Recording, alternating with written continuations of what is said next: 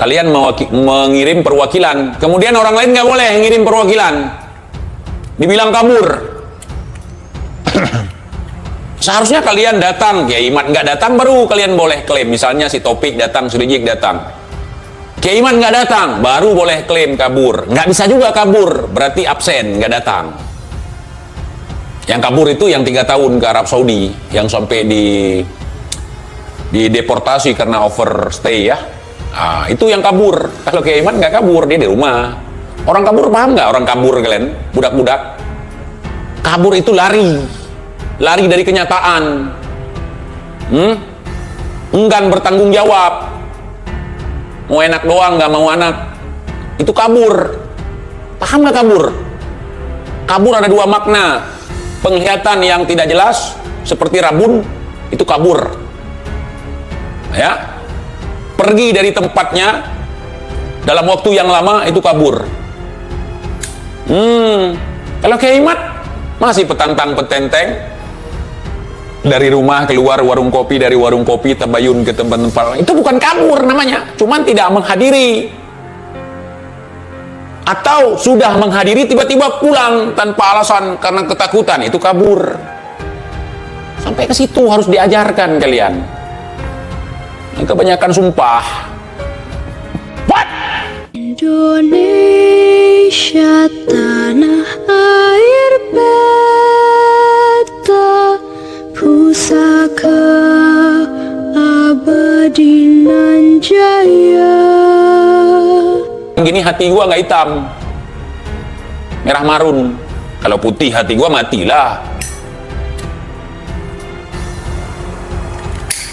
Bisa jadi begini, ya Gurunda Habibana Muhammad Rizik bin Husain bin Syihab, tolong antum pikirkan, antum sebagai imamul ummah, sebagai khalifah untuk anak-anak buah antum, kalau kami enggak, ya, antum ajak tabayun ke tempat Kiai Imad. Kalau takut bawa 7 juta umat, kepung dia, istana berani dikepung, masa kediaman Kiai Imad nggak berani dikepung?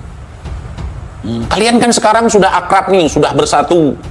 Yang dulu sikut-sikutan, settingan buat nyari makan, ya kan? Nah sekarang kan udah akur semua nih.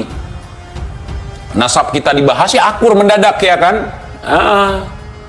Ya kan? Iya, musuhnya lawan adalah teman.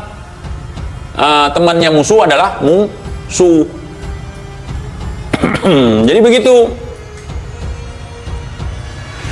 Bukan TIJ yang bikin masalah, bukan. Yang perlu difokus Kiai Imad. Kapan mau tabayun? Mau ngomong langsung dengan Kiai Imad. Kan bisa diajak 7 juta umat. Kemudian panggil khodam-khodam leluhur yang bisa nurunin emas dari langit, ini itu segala macam. Masa takut? Leluhur hebat-hebat katanya. Masa cucu pejuang, cucu Menir Uthman ketakutan kayak gitu? Nggak boleh, harus berani. Kalau TJ jangan diikuti, cuman tukang bacot di sosmed. Bikin malu Fagil Mukaddam kalian. Ayo dong, bangkit. Nggak perlu TJ. Siapa Imad emang? Kalau nggak perlu ya udah nggak usah dibantah, diam aja. Siapa Imad nggak level, ya sudah, kalau nggak level diam. Nggak usah framing ini, framing itu, diam. Begitu saja enggak, tai aja di dalam kloset nggak disiram nggak akan hilang. Masa itu harus diajarin sama TJ? Kau berak di dalam kloset, kalau nggak kau siram nggak akan hilang, ya, sampai kering di situ. Apalagi ini bobrok kita yang ketahuan, jangan disiram pakai uang, jangan. Upaya itu nggak laku, apalagi sama si ini, uang nggak mempan. Dikasih uang buat diem di sini nggak bisa. Ini bukan bangsa-bangsa gampang-gampangan, nggak mempan dengan uang. Ya, iya, nggak level, tapi kebingungan. Ayo dong. Kalau memang kalian mengatakan sebagai orang yang memimpin umat Islam di Indonesia, masa cuman kalangan minoritas, ya istilah mereka kan begitu. Yang dukung Imad itu kan nggak rame, cuman minoritas gitu, sedikit. Yang mayoritas harus berani.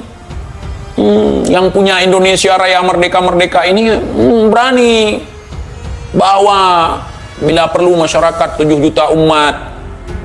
Bawa, di dalamnya ada setan, ada demit, ada iblis, ada genderuwo, ada semuanya lah, pokoknya sampai 7 juta lah kalau dihitung. Bawa semua.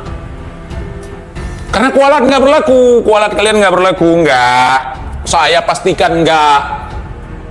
Karena selama ini orang mati dibilang kualat, kan aneh. Ajal lah orang mati, ajal. Ini saya jelaskan ya, orang yang mati itu bukan kualat, tapi ajal. Sunat taude wajib tamate. Paham? Paham. Masa cucu orang-orang keramat ini pada diem gitu, cuman berani koar-koar di medsos. Dengan adanya diskusi di Banten maka selesai sudah polemik nasab. Siapa bilang selesai? Mana selesai? Penyelesaiannya mana?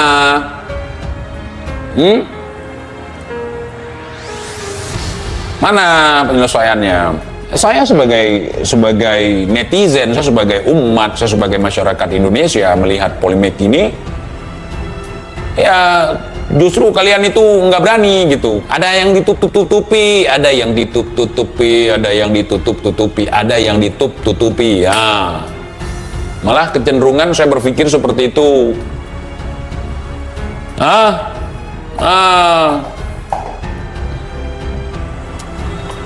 Ayo dong. Masa cucu keramat jadi rungkat? Di mana-mana ada kuburan datuk kita yang membuka negeri ini. Kalau nggak ada datuk, kalian nggak ada orang di negeri ini. Mungkin begitu. Ketika dinafikan nasabnya, kenapa diam? Saya membantu nih, memberikan saran. Jangan pusing-pusing, nggak usah pusing.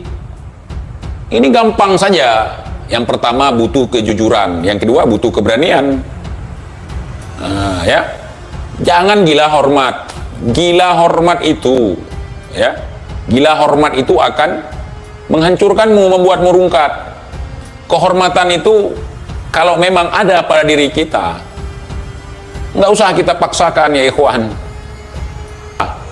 Saya itu sekarang setelah adanya tesis Imad, ketika melihat kalian berjalan diiringi oleh musik-musik yang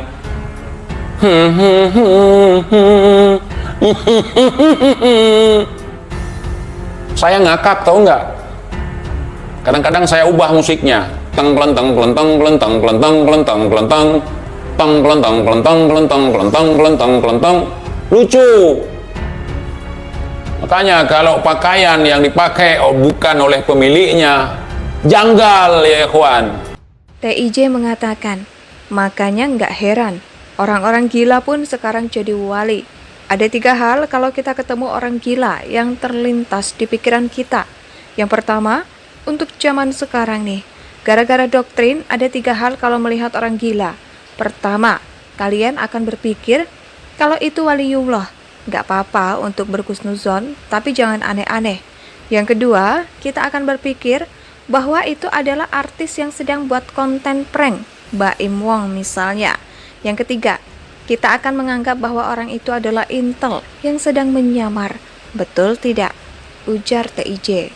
Janggal. Bisa jadi kesempitan, bisa jadi kebesaran.